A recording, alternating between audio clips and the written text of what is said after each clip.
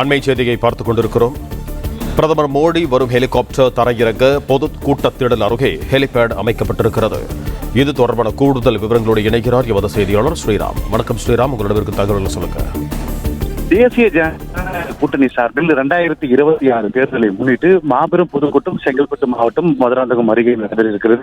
இந்த பொதுக்கூட்டத்திற்கு மதியம் 2:30 மணி அளவில் நரேந்திர மோடி அவர்கள் சென்னையிலிருந்து ஹெலிகாப்டர் மூலியமாக இந்த பொதுக்கூட்டம் நடைபெறும் அருகே எதிர் திசையில் கிட்டத்தட்ட 12 ஏக்கர் பரப்பளவில் 3 ஹெலிபேட் தளம் அமைக்கப்பட்டிருக்கு. அந்த தளத்தில் 2:30 மணி அளவில் இறங்கியிருக்கிறார். அதன் பின்பாக 3 மணி அளவில் அந்த திடலை நோக்கி பொதுக்கூட்ட மேடைக்கு செல்கிறார். அந்த மேடைக்கும் ஹெலிபேட் அமைக்கப்பட்டிருக்க தளத்துக்கும் 500 மீட்டர் மட்டுமே இடைவெளி இருக்கிறது.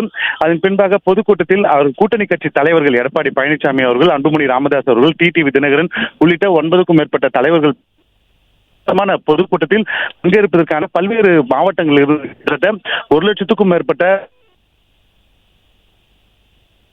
பல்வேறு மாவட்டங்களில் வரக்கூடிய கூட்டணி கட்சி நிர்வாகிகள், குறிப்பாக ஆட்சி மற்றும் பாட்டாளி மக்கள் கட்சி, பாரதிய ஜனதா கட்சி, புரட்சி பாரதம் உள்ளிட்ட கட்சியிலிருந்து ஏராளமான தொண்டர்கள் தற்போது அணிவகுத்து வந்து கொண்டிருக்கிறார்கள். இதனையொட்டி பாதுகாப்பு பணிகள் பலப்படுத்தப்பட்டிருக்கிறது. 7 அடுக்கு பாதுகாப்பு நேற்றிலிருந்தே பலப்படுத்தப்பட்டு அந்த திருச்சி சென்னை தேசிய நெடுஞ்சாலையில் போக்குவரத்து மாற்றம் செய்யப்பட்டிருக்கிறது.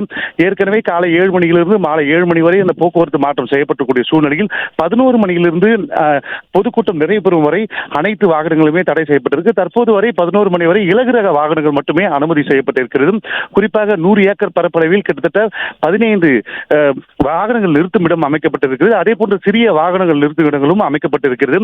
எந்த ஒரு போக்குவரத்து பாதிப்பு ஏற்படாத வகையிலும் பொதுமக்கள் மற்றும் கட்சி தொண்டர்கள் அந்த தேசிய நெடுஞ்சாலை கடந்து செல்வதற்கான கிட்டத்தட்ட 2 கிலோமீட்டர் தூரத்திற்கு பேரிகார்டுகள் அமைக்கப்பட்டு போலீசார் பாதுகாப்பு பணியில் ஈடுபட்டு வருகிறார்கள். செங்கல்பட்டு, காஞ்சிபுரம், திருவள்ளூர், விழுப்புரம் உள்ளிட்ட பகுதிகளிலிருந்து 9 மாவட்ட காவல் கண்காணிப்பாளர் தலைமையில் 3500 போலீசார் பாதுகாப்பு பணியில் ஈடுபட்டு வருகிறார்கள். அந்த ஹெலிபேட் அமைக்கப்பட்டிருக்கக்கூடிய தளத்திற்கு உள்ளே செல்வதற்கான தீவிர கண்காணிப்பு பிறகும் தீவிர சோதனைக்கு பிறகுமே உள்ளே அனுமதிக்கிறார்கள். குறிப்பாக தற்போதே அவர் போலீசாரோட கட்டுப்பாட்டிலும் அதே போன்று பிரதமருடைய பாதுகாப்பு அதிகாரிகளுடைய கட்டுப்பாட்டில் ஹெலிபேட் தளம் கடந்த 3 தினங்களாக இருக்கிறது. அந்த உள்ளே செல்வதற்கான பல்வேறு ஏற்பாடுகள் செய்யப்பட்டிருக்கிறது. 2:30 மணி அளவில் 3 ஹெலிகாப்டர் தளத்தில் அமைக்கப்பட்டிருக்க அந்த பகுதிக்கு வர இருக்கிறார். அதன் பின்பாக 500 மீட்டர் தொலைவில் இருக்கக்கூடிய பொது மேடைக்கும் செல்லிருக்கிறார்.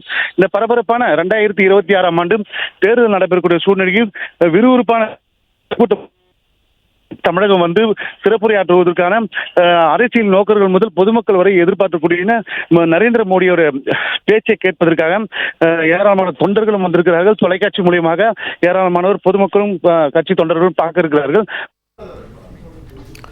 நன்றி ஸ்ரீராம், உங்கள் தகவல்களுக்கு.